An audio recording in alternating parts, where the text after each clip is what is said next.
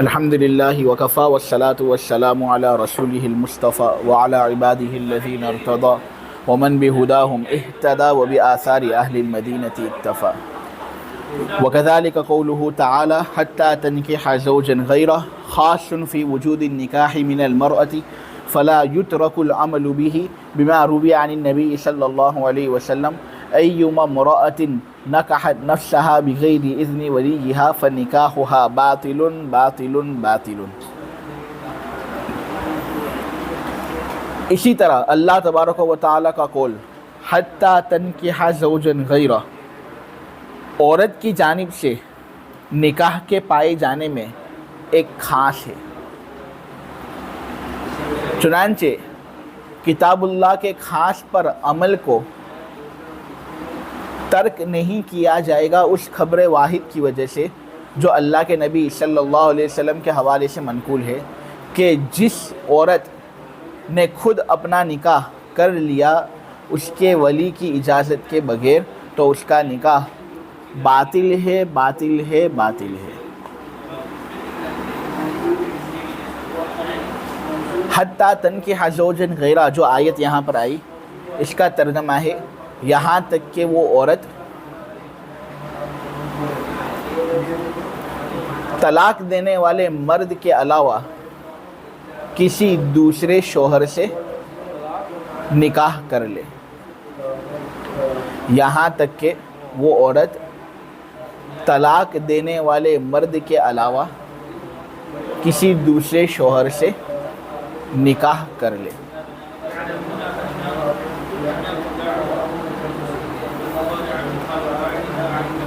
یہاں صاحب اصول الشاشی رحمۃ اللہ علیہ یہ بات بیان کر رہے ہیں کہ ما قبل میں جس طرح لفظ فرض نہ خاص تھا، اسی طرح اس مثال کے اندر لفظ تنکیح خاص ہے. آپ لوگوں کے سامنے لفظ فرض نہ گزر چکا ہے. اس کا معنی ہوتا ہے ہم نے مقدار متعین کی.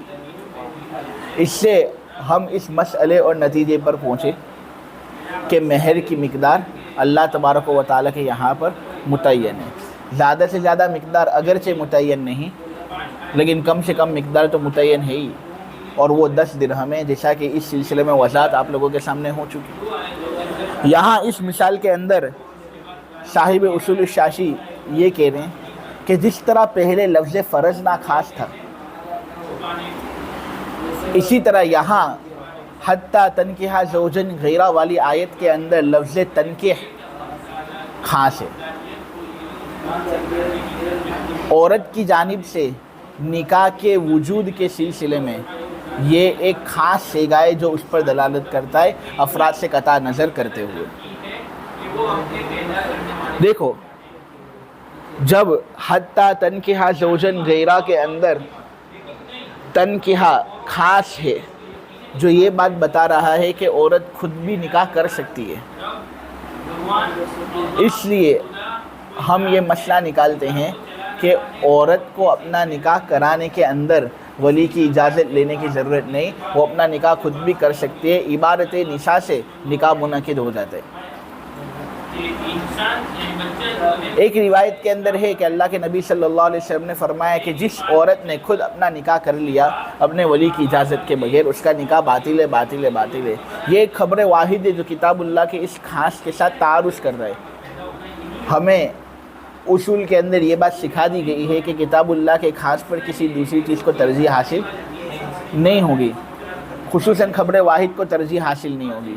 اس لیے کتاب اللہ کے خاص پر عمل کو ترک نہیں کیا جائے گا اس خبر واحد کی وجہ سے جو نبی کریم صلی اللہ علیہ وسلم سے منقول ہے، جو یہ بات بتاتی ہے کہ ولی کی اجازت کے بغیر نکاح ہو نہیں سکتا.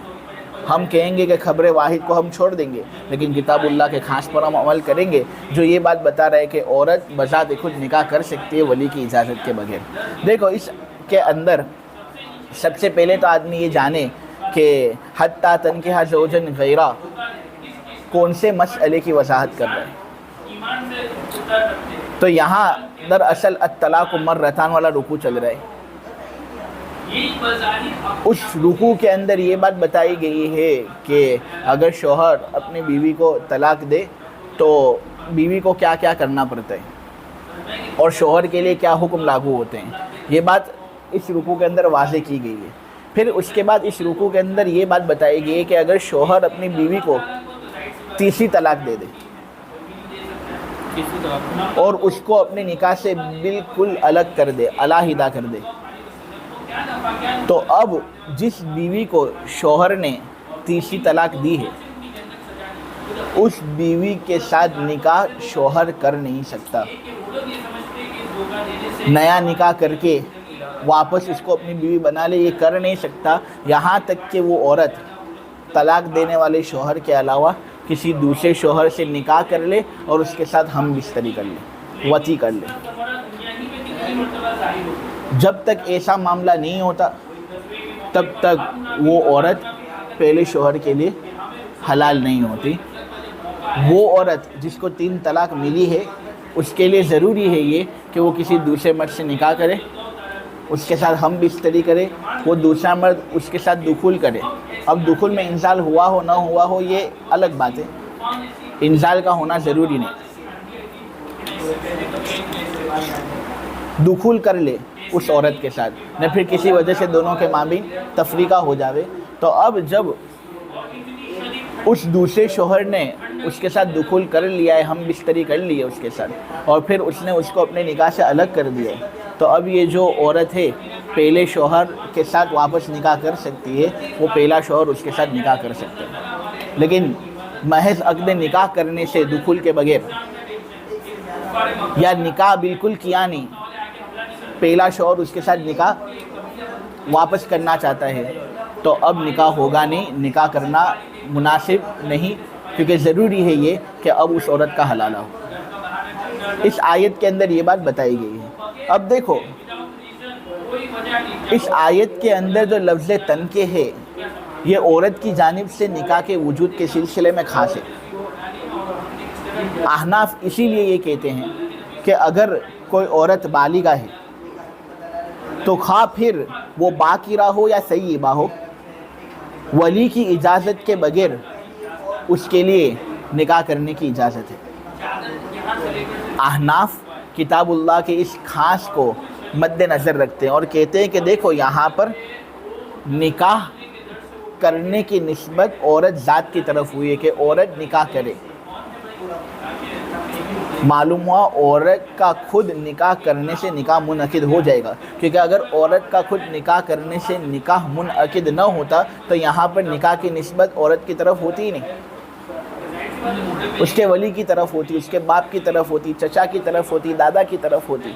लेकिन यहाँ पर निकाह की निस्बत औरत की तरफ की गई। और कुरान के अंदर बहुत सी ऐसी आयतें हैं, अन यनकिहना वगैरह वगैरह, जिसके अंदर ये बात मालूम होती है कि औरत की तरफ निकाह की निस्बत हुई है। ये निस्बत अपने अंदर खुसूसियत रखता है।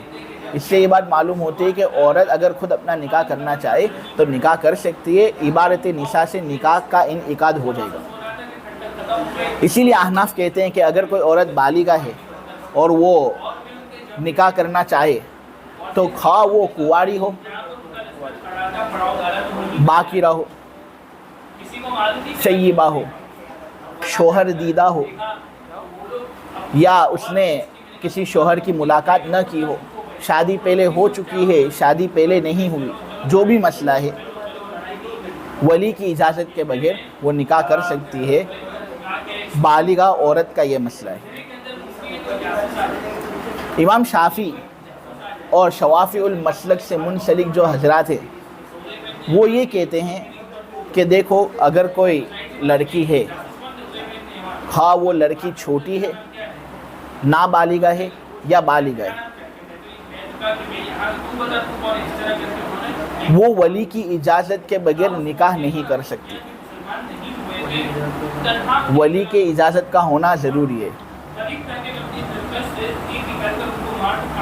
सगीरा के लिए भी वली की इजाज़त का होना ज़रूरी है, और जो औरत बालिगा है उसके लिए भी वली की इजाज़त का होना ज़रूरी है। औरत अगर बाकिरा है, शोहर दीदा नहीं है, शोहर से उसकी मुलाकात नहीं हुई, तो भी उसके लिए वली की इजाज़त का होना ज़रूरी है। और अगर वो शोहर दीदा हो, सय्यिबा हो, तो उसके लिए भी वली की इजाज़त का होना ज़रूरी है। یہ امام شافعی کا مسلک تھا. ہاں لیکن اتنا فرق ہے امام شافعی کے یہاں کہ اگر کوئی عورت باقرہ ہو تو پھر خواہ وہ صغیرہ ہو یا بالغہ ہو، اس کے ولی کو اس پر ولایت اجبار حاصل ہے، وہ اس کو مجبور کر کے بھی اس کا نکاح کرا سکتا ہے اگرچہ وہ راضی نہ ہو. لیکن اگر وہ سیبہ ہے تو سیبہ پر ولایت اجبار ولی کو حاصل نہیں. لیکن یہ تو ولایت اجبار کا مسئلہ تھا. جہاں تک اس کے نکاح کی بات ہے تو شوافی کی یہاں پر یہ مسئلہ ہے کہ عبارت نساء سے نکاح کا انعقاد نہیں ہوتا. لڑکی چھوٹی ہو یا بڑی ہو، باقرہ ہو یا سیبہ ہو، شوہر دیدہ ہو یا شوہر دیدہ نہ ہو، جو بھی صورت ہو، ولی کی اجازت کے بغیر اس کا نکاح ہو نہیں سکتا. جبکہ احناف کہتے ہیں کہ نہیں، صغیرہ عورت کا نکاح ولی کی اجازت کے بغیر ہو نہیں سکتا. لیکن اگر کوئی عورت بالغہ ہے تو بالغہ لڑکی خواہ باقرہ ہو یا سیبہ ہو، بلا اذن ولی اس کا نکاح ہو سکتا ہے.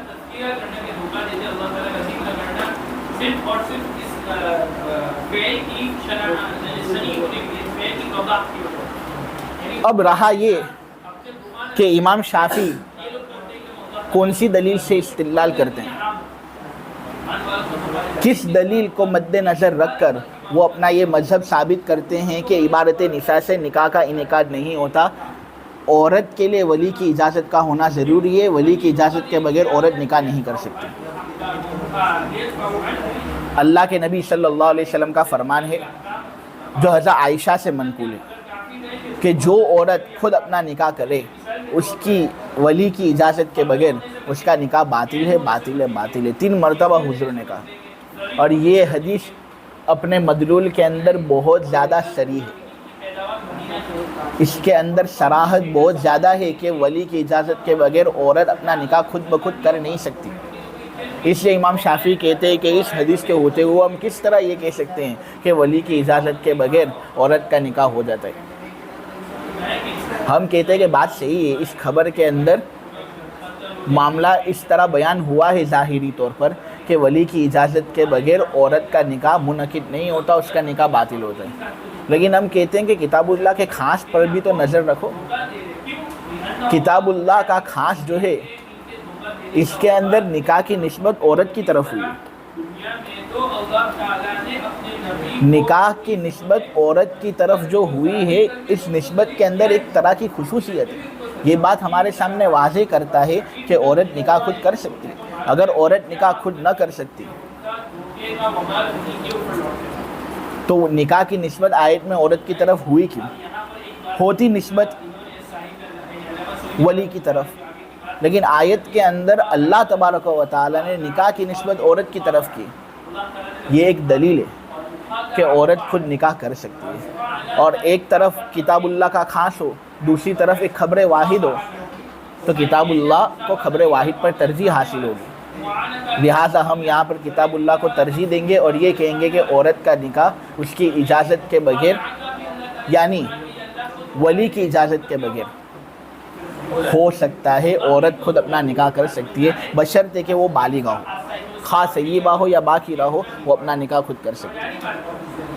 اب رہا یہ حدیث، تو ہم کہتے ہیں کہ حدیث کی جہاں تک بات ہے تو یہاں پر آزاد عورت کی بات نہیں چل رہی، باندیوں کی بات چل رہی ہے. کس کی بات چل رہی ہے؟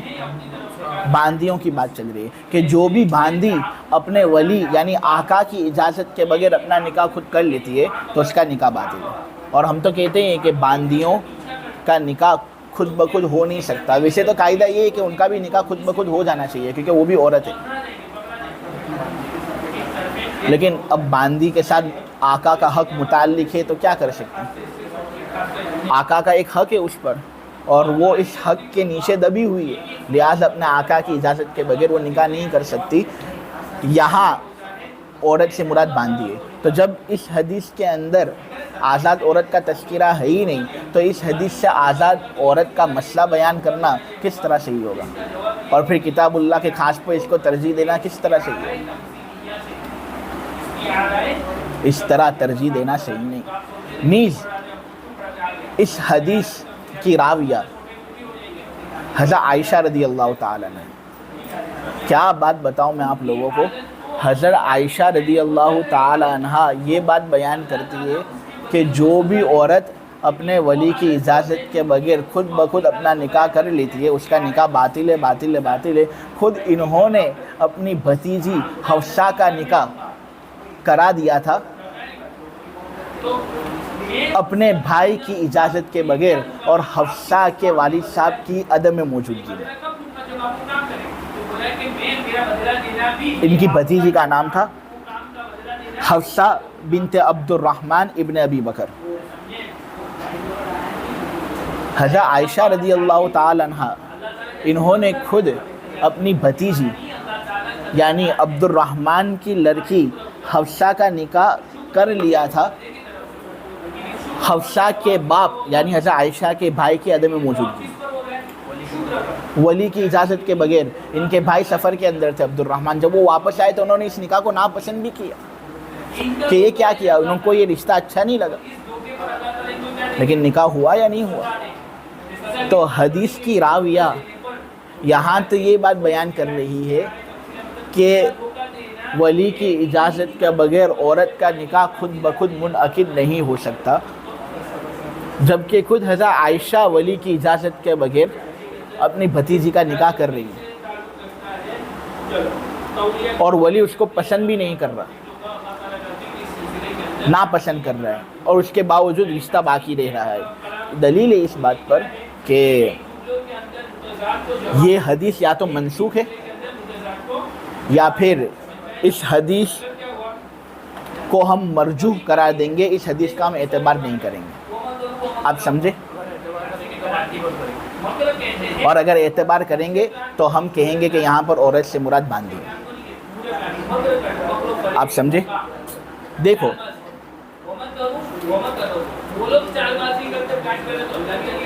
ابن عباس کی ایک روایت ہے، اس کے اندر حضرت عبداللہ ابن عباس نے یہ بات بیان کی ہے کہ جو بیوہ عورت ہوتی ہے وہ اپنے ولی سے زیادہ اپنے آپ پر حق رکھتی ہے۔ ابن عباس کی یہ روایت ہے کہ جو عورت بیوہ ہوتی ہے وہ اپنے ولی سے زیادہ اپنے ذات پر حق رکھتی ہے۔ اس کے اندر صاف صاف یہ بات معلوم ہو رہی ہے کہ وہ اپنا نکاح خود کر سکتی ہے۔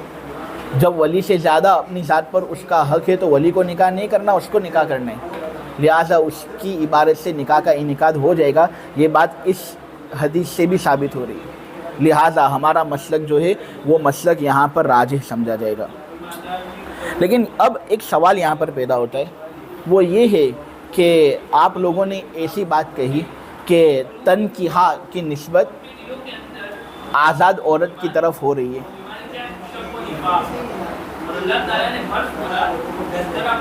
اور اس نسبت کے اندر تنکیح خاص ہے،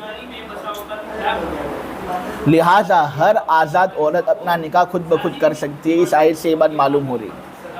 تو جب مسئلہ ایسا ہے تو صغیرہ کی تخصیص یہاں پر کیوں کر رہے ہو، اور کیوں ایسا کہتے ہو کہ یہاں پر مراد بالغہ ہی ہے، ورنہ جو عورت صغیرہ ہو، چھوٹی ہو، وہ اپنا نکاح خود بخود نہیں کر سکتی، اس کے لیے ولی کی اجازت کو لینا بہت ضروری ہے، ولی ہی اس کا نکاح کرا سکتا ہے، وہ اپنا نکاح نہیں کر سکتی۔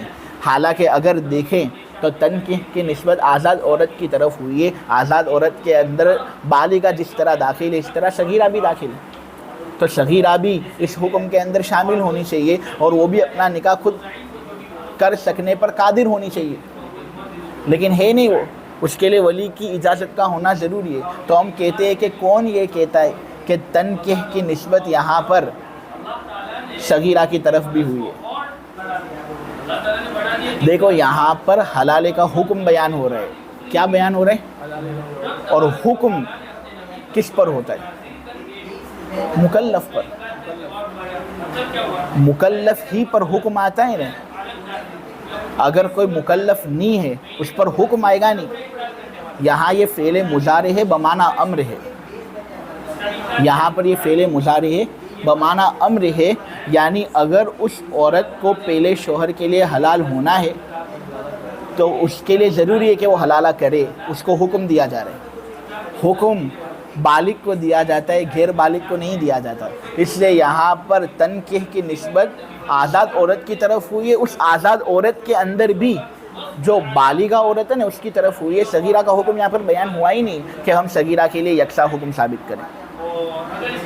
ठीक है, एक फ़ायदे की बात मैं आप लोगों को बता दूं, वो ये कि सगीरा के लिए ज़रूरी है कि अगर वो अपना निकाह करना चाहे तो वली की इजाज़त ले ले। वली की इजाज़त के बगैर उसकी इबारत से निकाह मुनक़िद नहीं होता। अब कौन होता है उसका वली? तो सबसे पहला वली नाबालिग लड़की का उसका बाप होता है। इसी तरह अगर कोई आदमी बालिग हो तो उसके वली भी उसके बाप ही होंगे, ऐसा नहीं कि कोई दूसरा होगा। इसी तरह अगर कोई आदमी नाबालिग लड़का हो तो उसका भी सबसे पहला वली उसका बाप। ठीक है, अगर बाप ना हो तो कौन वली बनता है? तो दादा या तो वली बनता है या परदादा वली बनता है। अगर ये भी ना हो तो फिर हकीकी भाई वली बनता है। अगर हकीकी भाई भी ना हो तो सौतेला भाई वली बनता है। सौतेला भाई भी ना हो तो भतीजा वली बनता है। अगर भतीजा भी ना हो तो हकीकी चचा वली बनता है। और अगर हकीकी चचा भी ना हो तो सौतेला चचा वली बनता है। आमतन वलियों का जो काम है यहाँ तक पूरा हो ही जाता है। मज़ीद भी विलायत के मरतबे हैं, फ़िक़ा की जो तवील किताबें हैं उसके अंदर आदमी ये मसला देख ले। सवाल ये पैदा हुआ एक और कि चलो ये बात तो समझ में आ गई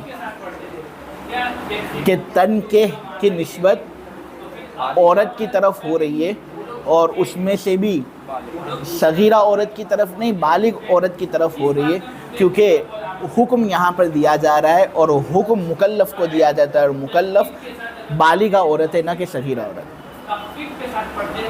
हम ये कहते हैं कि बात यहाँ पर सही है, लेकिन इस हुक्म को अगर देखें तो आज़ाद बालिगा औरत के साथ साथ बालिगा बांदी का भी यही हुक्म होना चाहिए। अगर कोई बांदी बालिगा हो, तनके की निस्बत औरत की तरफ हो रही है, वो भी औरत के ज़ुमरे में दाखिल है, तो वो भी अपना निकाह खुद ब खुद कर सकने पर कादिर होनी चाहिए, लेकिन उसको आका की इजाज़त की ज़रूरत है। तो यहाँ पर बांदी की तखसीस क्यों की गई? तो हम ये कहते हैं कि यहाँ पर इस आयत के अंदर बांदी मुराद नहीं है,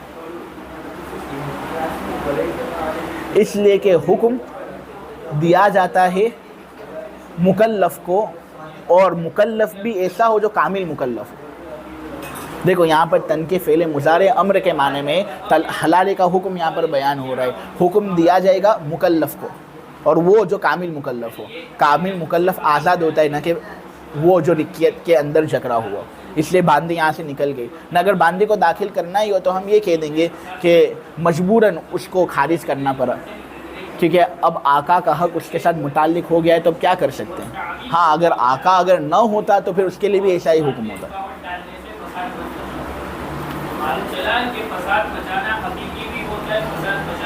हलाले का हुक्म बयान हुआ तो हलाले की रूह से चंद बातें आप लोगों के सामने बयान कर दूं। एक बात तो ये बयान कर दूं कि हलाले के अंदर फ़कत निकाह करना काफ़ी नहीं। मेरे अजीज़ों, हलाले के लिए वती करना ज़रूरी है, यानी वो दूसरा शोहर उस औरत के साथ वती करे, दुखूल करे, ये ज़रूरी है। क्योंकि देखो आयत के अंदर कहा गया है हत्ता तनकीहा ज़ौजन गिरा, यहाँ तक कि औरत तलाक देने वाले मर्द के अलावा किसी दूसरे शोहर से निकाह कर ले। यहाँ पर नकाहा का असली माना वती है, क्योंकि नकाहा के अंदर माना है मिलाना, और हकीकत में मिलना कब होता है? जब दुखूल होता है। इसके अंदर कामिल तौर पर मिलना होता है, इसलिए यहाँ पर मुराद वती वाला माना होगा कि यहाँ तक कि वो औरत वती कर ले तलाक देने वाले मर्द के अलावा किसी दूसरे शौहर से। अब अकल का भी तकाज़ा यही है कि यहाँ पर वती वाला माना मुराद हो, फ़कत निकाह वाला माना मुराद ना हो। इसलिए कि देखो हलाला पहले शौहर के लिए एक तरह की सज़ा है, और सज़ा उसी वक्त होगी जब उसकी औरत पर कोई दूसरा मर्द चढ़ेगा और उसके साथ वती करेगा। अगर फ़कत निकाह करके उसको तलाक दे दी तो पहले शौहर के लिए सज़ा कौन सी हुई?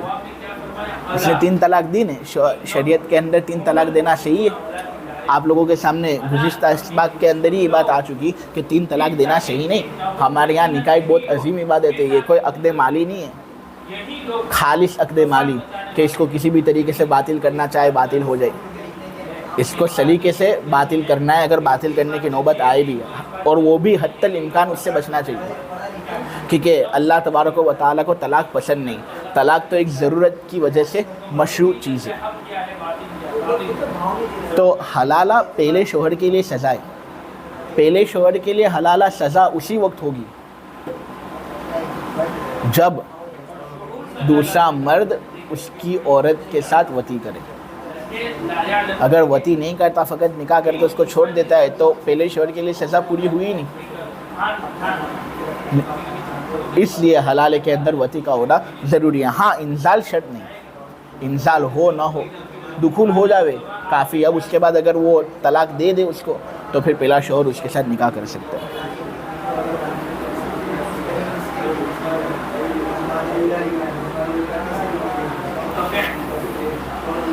چلے آگے پڑھیں. خلاصہ اس پیراگراف کا یہ نکلا کہ خبر واحد کو ہرگز کتاب اللہ کے خاص پر ترجیح حاصل.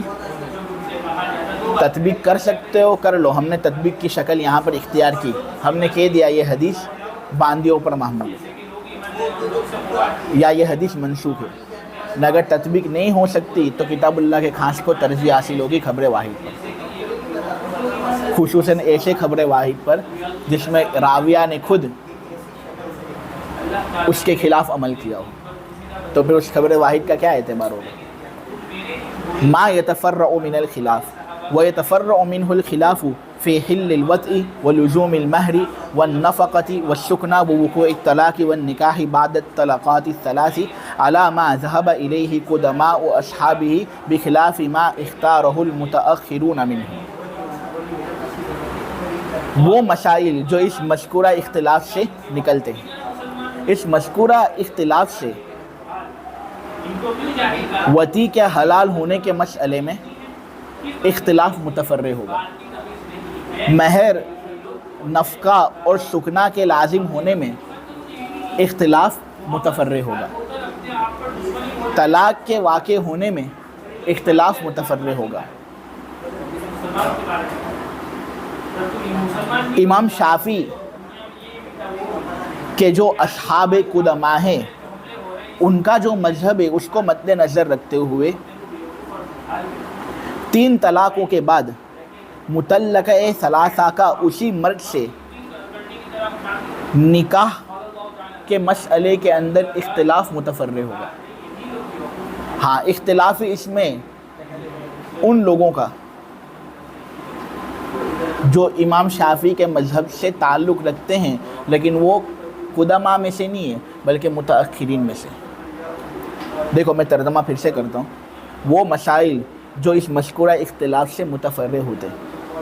مذکورہ اختلاف سے وطی کے حلال ہونے کے سلسلے میں اختلاف متفرع ہوگا. مہر، نفقہ اور سکنا کے لازم ہونے کے سلسلے میں اختلاف متفرع ہوگا. طلاق کے واقع ہونے کے سلسلے میں اختلاف متفرع ہوگا. 3 طلاقوں کے بعد مطلقہ ثلاثہ کا اسی مرد سے نکاح کرنے کا مسئلہ متفرع ہوگا. جیسا کہ یہ مذہب ہے امام شافعی کے اصحاب قدما کا، برخلاف اس مذہب کے جس کو اختیار کیا ہے ان لوگوں نے جو امام شافعی سے تعلق رکھتے ہیں اور وہ امام شافعی کے متأخرین اصحاب میں سے ہیں، برخلاف اس مذہب کے جس کو پسند کیا ہے شوافع میں سے متأخرین میں. ٹھیک ہے، ترجمہ سمجھ میں آیا؟ اب دیکھو ابھی اختلاف آپ لوگوں کے سامنے آیا کہ عبارت نساء سے نکاح منعقد ہو جاتا ہے یا نہیں. احناف کہتے ہیں عبارت نساء سے نکاح منعقد ہو جاتا ہے جبکہ نساء بالغہ ہو، وہ بالغ ہو چکی ہوں. اور شوافع یہ کہتے ہیں کہ عورت کی عبارت سے نکاح منعقد نہیں ہوگا. ولی کی اجازت کا ہونا ضروری ہے، خواہ عورت چھوٹی ہو بڑی ہو، شوہر دیدہ ہو یا شوہر دیدہ نہ ہو، ثیبہ ہو یا باکر ہو. ہم کہتے ہیں کہ اگر کسی آدمی نے کسی عورت سے نکاح کیا اور وہ عورت آزاد تھی، بالغہ تھی، बालिगा आज़ाद औरत ने उससे निकाह किया, खुद अपनी मर्ज़ी से, वली की इजाज़त नहीं ली, तो अब क्या उस औरत के साथ वती करना हलाल होगा या हराम होगा? अहनाफ के नज़दीक औरत का खुद अपनी तरफ से निकाह करना सही है, वली की इजाज़त का होना ज़रूरी नहीं, लिहाजा अब उस औरत के साथ उस आदमी का वती करना हलाल है। और शवाफ़ी के नज़दीक उस औरत का निकाह करना बातिल है, इसलिए कि उसने वली की इजाज़त नहीं ली थी, लिहाजा अब उसके साथ जो वती होगी वो वती हलाल नहीं होगी, हराम होगी।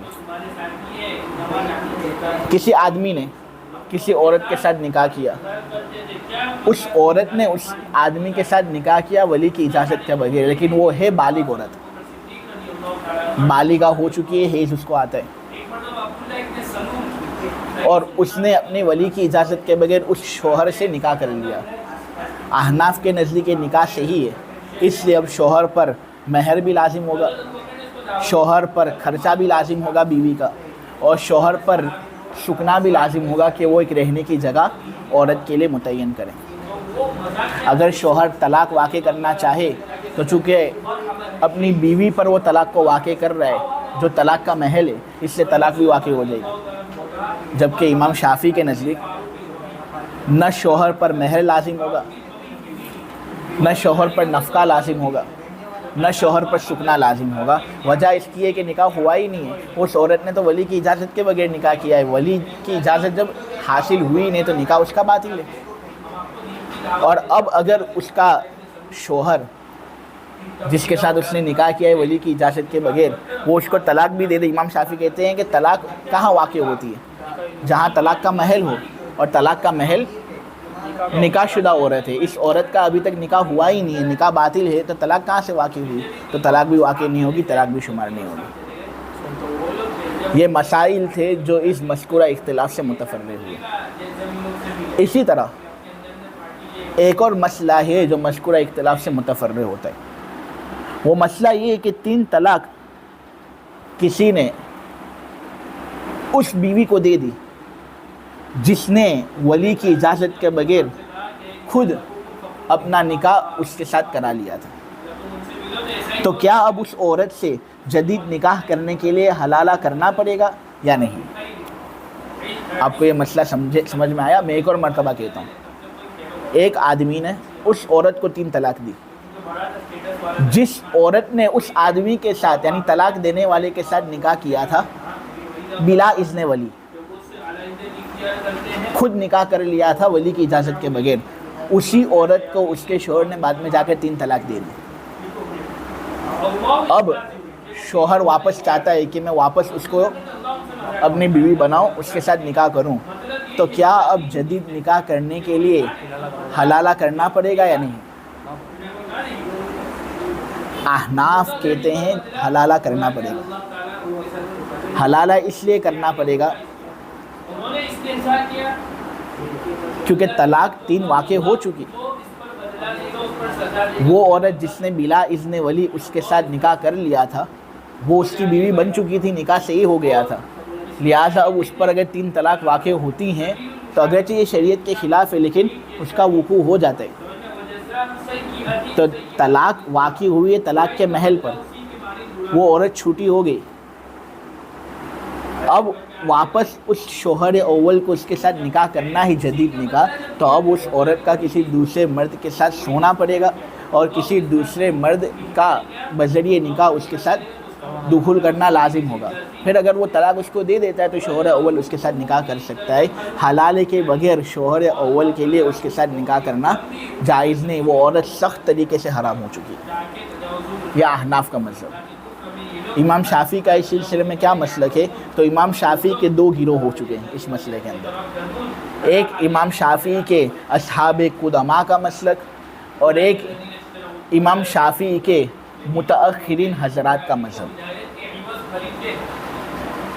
शवाफ़िउल मसलक के जो मुतक़द्दिमीन है वो कुछ अलग कहते हैं और शवाफ़िउल मसलक के जो मुतअख़िरीन है वो कुछ अलग कहते हैं। मुतक़द्दिमीन ये कहते हैं कि भाई हलाला करने की कोई ज़रूरत ही नहीं, जब उस औरत ने उस मर्द के साथ निकाह ही वली की इजाज़त के बगैर किया था तो उसका निकाह हुआ ही नहीं, اب شوہر اس کو 3 طلاق دے رہا ہے تو وہ ایک ایسی عورت کو 3 طلاق دے رہا ہے تو اس کے لیے بالکل اجنبی ہے.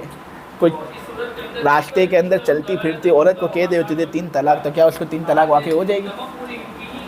اسی طرح یہ عورت بالکل اجنبی تھی، اس کا نکاح اس کا ساتھ ہوا ہی نہیں تھا، وہ بیوی تھی ہی نہیں اس کی، لہٰذا 3 طلاق واقع ہوگی نہیں. جب واقع ہوئی نہیں، اب شوہر اول واپس صحیح طریقے سے اس کے ساتھ نکاح کرنا چاہتا ہے تو اب حلالے کی بھی ضرورت نہیں ہے کیونکہ 3 طلاق کا وقوع ہوا ہی نہیں، بغیر حلالے کے اس کے نکاح کے اندر آ جائے گی. امام شافعی کے جو اصحاب قدماء ہیں وہ یہ کہتے ہیں، اور انہوں نے جو اصل نکالی نا اس اصل سے یہی مسئلہ متفرع ہوتا ہے اور یہی عقل کے اندر آتا ہے. جبکہ شوافی المسلک کے متأخرین حضرات یہ کہتے ہیں کہ بھائی بھائی بھائی بھائی بھائی کیا ہو رہا ہے، 3 طلاق کا احتمال تو ہے نہیں. امام ابو حنیفہ جیسا بڑا عالم، احناف جیسے بڑے علماء یہ کہتے ہیں حلالے کا ہونا ضروری ہے. 3 طلاق کا احتمال ہے، ہو سکتا ہے اللہ کے ہاں ابو حنیفہ صحیح ہو.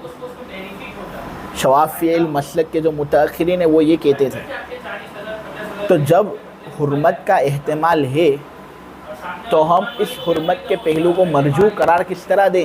احتیاطاً حلالہ کر لو، اگرچہ یہ اپنے اصل کے خلاف ہے، نہ اپنے اصل کی روح سے یہ غیر درست معلوم ہوتا ہے، لیکن پھر بھی احتیاطاً حلالہ کر لو، اس کے بعد ہی نکاح کرو.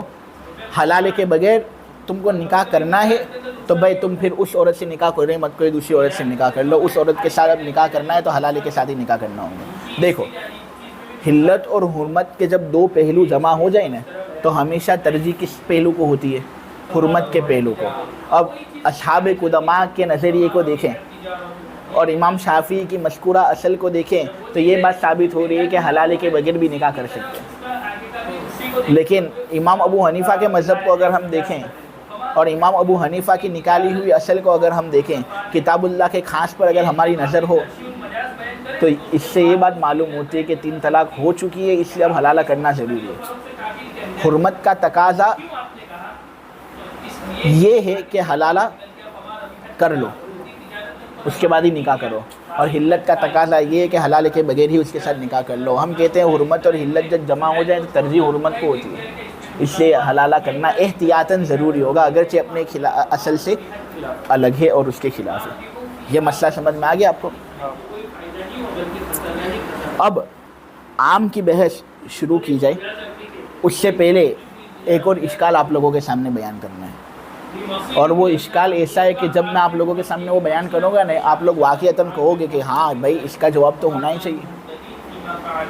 دیکھو میں آپ لوگوں کے سامنے یہ بات بیان کر چکا ہوں کہ لفظ وضع کے اعتبار سے کتنی قسم کے اندر منقسم ہوتا ہے؟ 4. اگر لفظ ایک معنی پر دلالت کرے اور اس کے افراد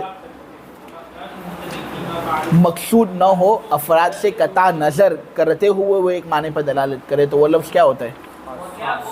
اگر وہ ایک معنی پر دلالت کرے لیکن دلالت چند افراد پر کرتا ہو، افراد کی ایک جماعت پر کرتا ہو تو وہ عام ہے. اگر وہ ایک سے زائد معنی پر دلالت کرے تو پھر وہ لفظ کیا ہوتا ہے؟ تعویل کے ذریعے سے اگر کوئی معنی راجح نہیں ہوا تو وہ مشترک، لیکن اگر کوئی تعویل کے ذریعے سے معنی راجح ہو جاتا ہے تو وہ ہے معول. یہ 4 اقسام آپ لوگوں کے سامنے واضح ہیں. اب میں یہ کہوں کہ تن کے کا صیغہ بس دیکھو، یہ واحد مؤنث غائب کا صیغہ ہے یا واحد مذکر حاضر کا صیغہ ہے؟ یہ یہاں پر ہے واحد مؤنث غائب کا صیغہ، لیکن اس کے اندر دوسرے معنی کا احتمال بھی ہے نا کہ یہاں پر یہ واحد مذکر حاضر کے معنی میں ہو. جیسے تجربو، تو مارتا ہے یا مارے گا ایک مرد، نے تجربو کا معنی ہوتا ہے وہ عورت مارتی ہے، تو یہ لفظ تو ایک سے زائد معنی پر دلالت کر رہے ہیں. تو یہ لفظ خاص ہوا کس طرح؟ یہ تو مشترک ہے. بات سمجھ میں آ رہی ہے؟ خاص تو ایک معنی پر دلالت کرتا ہے نا، یہ تو 2 معنی پر دلالت کرتا ہے. اے ابو حنیفہ اور ابو حنیفہ کے متبعین، تم لوگ اس کو خاص کی مثال میں فٹ کس طرح کرتے ہو جبکہ یہ تو مشترک لفظ ہے. ہم کہتے ہیں کہ احناف کی جب بات آتی ہے تو کس طرح لوگوں کی گردنیں اونچی ہوتی ہے، سینہ تان لیتے ہیں.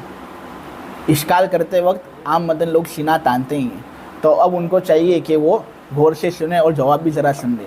यही ताना हुआ सीना अनकरीब तंग हो जाएगा और अनकरीब तकब्बुर मलियामेट होगा। देखो, फ़कत अगर हम सेगे की बात कर रहे हैं ना तो है मुश्तरक है, हम भी तुम्हारे साथ हैं। अगर फ़कत सेगे की बात कर रहे हैं तो ये है मुश्तरक, लेकिन यहाँ पर इस सेगे की इस्नाद हो चुकी है।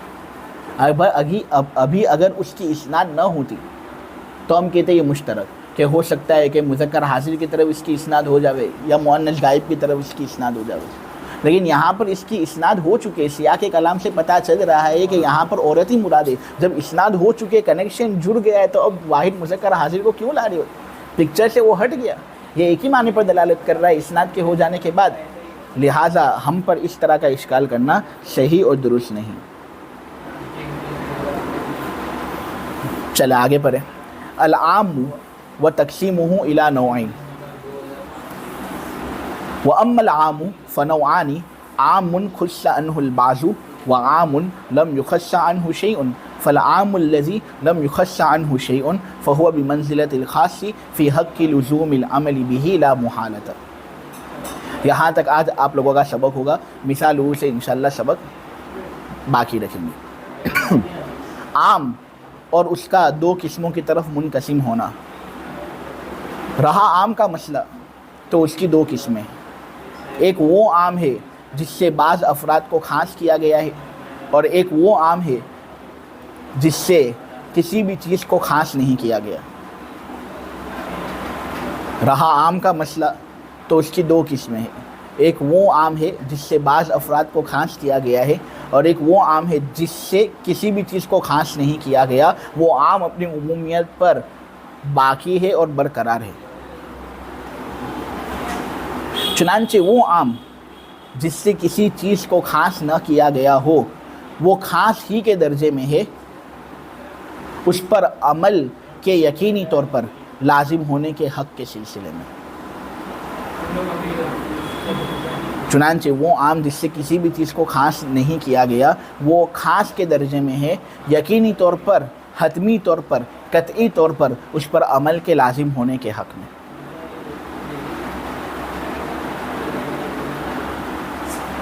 ख़ास की तारीफ़ हो चुकी, उसका हुक्म आप लोगों के सामने बयान हो चुका, बड़ी तफसील के साथ आप लोगों के सामने पूरी बात आई। अब ख़ास के बाद आम का नंबर आता है। आम की तारीफ़ भी आप लोग समझ चुके हैं कि आम एक ऐसा लफ्ज़ है जो एक माने पर दलालत करता है और अपने माने मौजू लहू के तमाम अफराद को वो शामिल होता है। जैसे मुस्लिमून, मुमिनून, तो जितने मुसलमान हैं ये आम सबको शामिल, जितने ईमान वाले हैं ये आम सबको शामिल। इसी आम के बारे में कहा जा रहा है कि ये आम की दो किस्में, एक आम मखसूस अनहुल बाज़ और एक आम गैर मखसूस अनहुल बाज़। आम मखसूस अनहुल बाज़ वो आम है जिसके अंदर बाज़ लोगों को हुक्म से निकाला गया हो, यानी मुस्लिमून तो कहा गया, लेकिन अब करीनों से ये बात मालूम चल रही है कि चंद मुसलमान इस हुक्म के अंदर दाखिल नहीं है, उनको खास किया गया। बात समझ में आ रही? और इसका जो तफसीली गुफ्तगू है, इसकी जो तफसीली बहस है वो आगे आने वाली है। अभी यहाँ पर हमको आम की दूसरी किस्म को समझना है, और वो आम गैर मखसूस अनहुल बाज़ है, यानी वो आम जिससे बाज़ अफराद को ख़ास न किया गया हो, यानी ये आम अपनी उमूमियत पर बाकी हो, बड़े आब और ताब और शान और शौकत से चमकता और दमकता हो, यानी अपने मानाए मौजू लहू के तमाम अफराद को शामिल हो, किसी भी फ़र्द का इसके अंदर इस्तिस्ना न हो। हम कहते हैं कि अगर कोई ऐसा आम है न, तो ये भी ख़ास की तरह मुफीद यकीन है, यकीन का फ़ायदा देता है, कतई है, इस पर अमल करना हर हाल में ज़रूरी। क़यास और ख़बर वाहिद की वजह से हम इसको मरजूह करार नहीं देंगे, हम हमेशा इसको राजे करार देंगे, हम हमेशा कतई तौर पर, यकीनी तौर पर इसी पर अमल करेंगे। वो आम जिससे बाज़ अफराद को ख़ास न किया गया हो, बल्कि अपने उमूमियत वाले माने के अंदर शान और शौकत के साथ दलालत करता हूँ। इमाम शाफी रहमतुल्लाह अलैह हमसे इख्तिलाफ करते हैं। इमाम शाफी कहते हैं कि आम जिसमें बाज़ अफराद को ख़ास न किया गया हो, आम जिसमें बाज़ अफराद को ख़ास न किया गया हो, वो मुफीद यकीन नहीं है बल्कि मुफीद ज़न है। यानी वो कयास और ख़बर वाहिद की तरह है कि अमल तो करेंगे हम, ऐसा नहीं कि हम अमल नहीं करेंगे, अमल तो करेंगे, अमल हमारे नज़दीक वाजिब और ज़रूरी है, लेकिन उस पर यकीन कर लेना यह हमारे लिए ज़रूरी नहीं। हम इसीलिए उस पर अमल करते हैं कि हो सकती है कि बात सही हो, हम यकीन उस पर नहीं करते। तो इमाम शाफी आम गैर मखसूस अनहुल बास को मुफीद ज़न कहते हैं, यानी अमल तो करेंगे लेकिन इससे यकीन नहीं पैदा होता। हम कहते हैं कि ऐसी बात आई है इसलिए हो सकता है कि यह हक़ हो, इसलिए हम इस पर अमल करते हैं। मुफीद ज़न का मतलब ये आसान अल्फाज में। और अहनाफ ये कहते हैं कि नहीं, ये खास की तरह है, मुफीद यकीन है, इस पर अमल करना बहुत ज़रूरी। ख़यास व ख़बर वाहिद की तरह नहीं, बल्कि ख़यास व ख़बर वाहिद अगर इसकी तरफ निगाह एतराज़ वाली ऊंची करें तो हम क़यास व ख़बर वाहिद को तर्क कर देंगे, इस आम पर अमल करेंगे जिसमें बाज़ अफराद की तखसीस न होंगे। इमाम शाफी ये कहते हैं कि देखो हर आम खा वो गैर मखसूस अनहुल बास क्यों ना हो, उसके अंदर खुसूसियत का एहतमाल होता ही है। मसलन मैं ये कहूँ मैं तमाम मुसलमानों को मारूँगा, नाउज़ बिल्लाह, अल्लाह बचाए। हकीकी मुसलमान तो वही होता है जिसकी ज़ुबान और हाथ से दीगर मुसलमान महफूज रहें। एक मिसाल दे रहा हूँ कि मैं तमाम मुसलमानों को मारूँगा। यहाँ पर मैंने जो मुसलमान कहा यह आम है या नहीं, और मैंने कहा तमाम, तो मैं इसमें बाज़ अफराद की तखसीस भी कर नहीं रहा। इमाम शाफी ये कहते हैं कि जो भी आम हो ने उसके अंदर खुसूसियत का एहतमाल हो सकता है कि मैं तमाम को ना मारूं, कुछ को छोड़ दूं, उन पर रहम आ गया इसलिए। वो कहते हैं हर आम के अंदर जब खुसूसियत का एहतमाल है तो कोई आम हकीकत में आम बाकी रहा ही नहीं। एहतमाल के आ जाने की वजह से हम उस पर यकीन किस तरह कर लें। मैं अगर कहूँ मैं तमाम मुसलमानों को मारूंगा, वो कहते हैं हम इस पर यकीन किस तरह कर लें। हो सकता है कि तमाम मुसलमानों को मारने का कह तो रहें लेकिन कुछ घर वाले शायद इससे मुस्तस्ना हो, ये एहतमाल है या नहीं है, तो फिर तमाम को मारेंगे नहीं है। तो इसके अंदर चूँकि खुसूसियत का एहतमाल आ जाता है नहीं, इस एहतमाल की वजह से हम उसको मुफीद यकीन नहीं बना सकते। हम कहते हैं कि बहुत तो हम कह सकते हैं कि हो सकता है कि समम को मारें, मुफीद ज़न, यकीन इस पर नहीं कर सकते। हम कहते हैं कि तुम्हारी बात सही है, हम कहते हैं तुम्हारी अक्सर बातें सही होती हैं। हर आम के अंदर खुसूसियत का एहतमाल है, लेकिन हर एहतमाल मोतबर होता है, ये कौन कहता है? हर आम के अंदर खुसूसियत का एहतमाल है, लेकिन हर एहतमाल मोतबर होता है, वो कौन कहता है? एहतमाल दलील वाला हो हम इसको कबूल करेंगे, सलामी ठोकेंगे, लेकिन अगर वो एहतमाल बिला दलील हो तो हम उसको फेंकेंगे। ऐसे एहतमाल का हमारी शरीयत के अंदर कोई एतबार नहीं, वरना तो फिर कोई भी चीज़ मुफीद यकीन बनेगी ही नहीं। ये कुरान और किताबुल्लाह भी मुफीद यकीन नहीं बनेगा, क्योंकि इसके अंदर भी एहतमाल अकली बमाना तजवीज़ अकली, अकल के अंदर शायद ये बात आ सकती है ना कि ये कुरान गलत हो, नाउज़ बिल्लाह। इमेजिनेशन और पॉसिबिलिटी है या नहीं कि ये कुरान गलत हो, हदीस मुतवातिर गलत हो, इम्कान ज़ाती बमाना तजवीज़ अकली। तो क्या इस एहतमाल का एतबार करके हम ये कह दें कि कुरान मुफीद यकीन नहीं, हदीस मुतवातिर मुफीद यकीन नहीं? ये एहतमाल है लेकिन बगैर दलील का एहतमाल है। एहतमाल तो हर एक पैदा कर सकता है, हर कसा नाकस पैदा कर सकता है। हर एहतमाल शवाफ़ मोतबर नहीं हुआ करता, दलील वाला एहतमाल मोतबर हुआ करता है, बिला दलील एहतमाल गैर मोतबर है। जब कोई आदमी आम जिक्र करे और सराहत हो उसके अंदर ऐसी कि इसके अंदर किसी भी शख्स को ख़ास नहीं किया गया, सब मुराद है, तो अब अगरचे ये एहतमाल है खुसूसियत का, लेकिन वो बिला दलील एहतमाल है, उसका एतबार नहीं करेंगे, वो आम अपनी उमूमियत पर बाकी रहेगा। اور وہ لفظ اپنا معنی عموم ادا کرے گا. اگر وہ لفظ اپنا معنی عموم ادا نہیں کرتا، نہ اس کے اندر پیچھے رہتا ہے، تو اس لفظ کو وضع کرنے کا فائدہ کیا ہے؟ بتاؤ. مسلمون چند مسلمانوں والا معنی بتانے کے لیے مسلمون کا لفظ بنایا گیا. اگر وہ چند مسلمانوں پر دلالت نہ کرتا ہو تو مسلمون کا لفظ وضع کرنے کا فائدہ کیا ہے؟ فائدہ یہ ہے کہ اس لفظ کو ہم رکھیں اس طرح کہ اپنے مدلول پر دلالت کرے اور بلا قرینہ مدلول پر قطعیت کے ساتھ دلالت کرے. جب وہ لفظ اپنے معنی پر قطعیت کے ساتھ دلالت کر رہا ہے کہ جب بھی وہ لفظ آئے گا تو ہم معنی کی طرف جائیں گے، معنی کا سوچیں گے، تو یہ لفظ قطعی طور پر اپنا معنی بتا رہا ہے یا نہیں؟ اب اگر کوئی عام لفظ ہے، وہ عام معنی بتا رہا ہے، تو جب لفظ قطعیت کے ساتھ اپنا معنی بتا رہا ہے تو وہ عام مفید یقین ہوا یا نہیں؟ لہٰذا خواہ مخواہ کے احتمالات پیدا کرنا یہ صحیح نہیں ہے، یہ بلا دلیل احتمال ہے. کیا ہے یہ؟ بلا دلیل احتمال کا اعتبار نہیں ہوتا. اور رہا ہمارا مسئلہ کہ ہم کیوں اس عام کو مفید یقین بناتے ہیں جس میں بعض افراد کو خاص نہ کیا گیا ہو. اس لیے کیونکہ اگر اس معنی پر لفظ دلالت نہ کرتا تو لفظ کو وضع کرنے کا کوئی فائدہ ہی نہیں. لیکن لفظ وضع ہوا ہے اس معنی کو ادا کرنے کے لیے، معلوم ہوا وہ معنی عموم والا لفظ یقینی طور پر ادا کرے گا. جب یقینی طور پر لفظ اپنا کام کر رہا ہے تو ہم بھی اپنا کام کریں اور اس لفظ کو مفید یقین بنائیں، اس پر یقین کریں، خاص کی طرح ہم اس پر عمل کریں گے. کیا کریں گے؟ اس طرح یہ جو پیراگراف ہے یہ بھی ختم ہوا. اب اس کی مثال انشاءاللہ کل بیان کریں گے.